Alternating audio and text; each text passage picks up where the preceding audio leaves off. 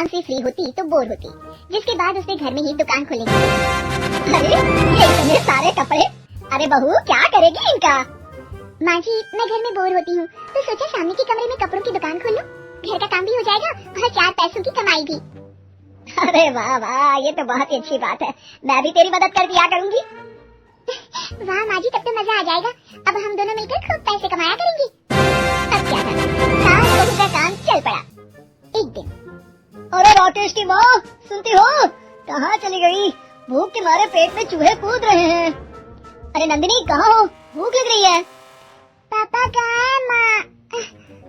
पता नहीं बेटा, भूख लग रही है, आज तो किसी ने चाय भी नहीं पूछी। तभी सास बहू घर के अंदर ढेर सारे सामान के साथ आती है और वो भी हंसती हुई। अरे वाह बहू, ये तो बड़ी अच्छी मार्केट दिखाई तूने, बड़ा ही सस्ता सामान था। हाँ माँ जी, और ये सामान हम डबल पैसों में बेचेंगे तो मजा आ जाएगा। अरे बहू भूख लग रही है, कुछ खाने को दे दे। माँ क्या बात है, आज किसी ने पापा को चाय भी नहीं दी? अरे बेटा अब 40 साल में तेरे पापा ने क्या चाय बनाना भी नहीं सीखा? अरे बेटा रहने दे अब इस बहस को, तुम लोगों ने वैसे बनाया क्या है? बहू परेशान हो जाती है और सास को अकेले में लेकर जाती है। माँ जी आज तो हम लोगों ने खाना ही नहीं बनाया। अरे बेटा बाहर के छोले भटूरों से पेट इतना भर गया कि याद ही नहीं रहा कि घर में ये लोग भी हैं खाना खाने के लिए। क्या किया जाए? तभी घर में एक महिला आती है। जी वो सुना है आप लोगों की यहाँ साड़ी बिकती है, जरा दिखाएंगे क्या? हाँ हाँ क्यों नहीं, माँ जी आप इन्हें साड़ी दिखाइए, मैं तब तक पिताजी और इनके लिए खाने का इंतजाम करती हूँ। सास उस औरत को लेकर सामने वाले कमरे में चली जाती है जहाँ उन लोगों ने दुकान खोली थी। वहीं बहू भी किचन में चली जाती है। अब इतनी जल्दी क्या बनाऊं, पापा जी तो खाने के लिए भी बैठ गए हैं। आइडिया, मैं खाना बाहर से ही ऑर्डर कर देती हूँ। थोड़ी देर में खाना आ जाता है और बहू टेबल पर खाना लगा देती है। हे भगवान कितनी कड़वी दाल बनाई है बेटा। नहीं नहीं पिताजी वो। क्या बात है नंदिनी, रोटी तो चबाई ही नहीं जा रही है, लग रहा है रबड़ खा रहा हूँ। एक तो इतने महंगे होटल से खाना मंगवाया और वो भी इन लोगों को पसंद नहीं आया।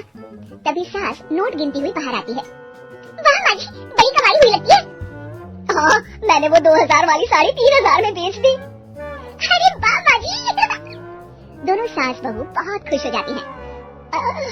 मेरे पेट में ना बेटा जोर का दर्द हो रहा है। अरे माँ क्या हुआ, पेट में दर्द? बाहर का कुछ खाया था क्या? मैदा तो नहीं खा लिया?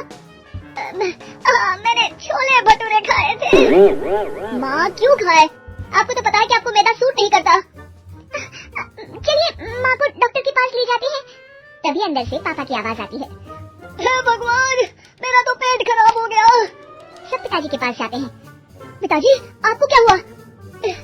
खाना बासी था शायद। अरे पिताजी नंदिनी जानती है कि बासी खाने से आपकी तबीयत खराब हो जाती है, तो वो ऐसा क्यों देगी, है ना नंदिनी? वो खाना मैंने बाहर से ऑर्डर किया था, मैं और माँ दुकान का सामान लेने गए थे इसलिए खाना नहीं बना पाए। क्या नंदिनी, दुकान के चक्कर में तुमने तो सारे घर का हाल बिगाड़ रखा है। चलो अब माँ और पापा को लेकर अस्पताल चलते हैं। अस्पताल में जाने पर डॉक्टर कहते हैं हाँ इन दोनों को तो एक दिन के लिए एडमिट करना पड़ेगा। क्या क्यों, पेट ही तो खराब है ना?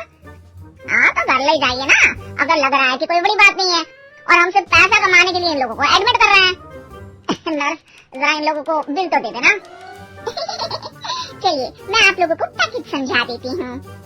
जब बहू के हाथ में बिल आता है, हे भगवान 60,000 रुपए, इतना तो मैंने कमाया भी ना था। अब समझ गई कि कमाई के चक्कर में घर के लोगों की सेहत के साथ मैं खिलवाड़ कर रही थी।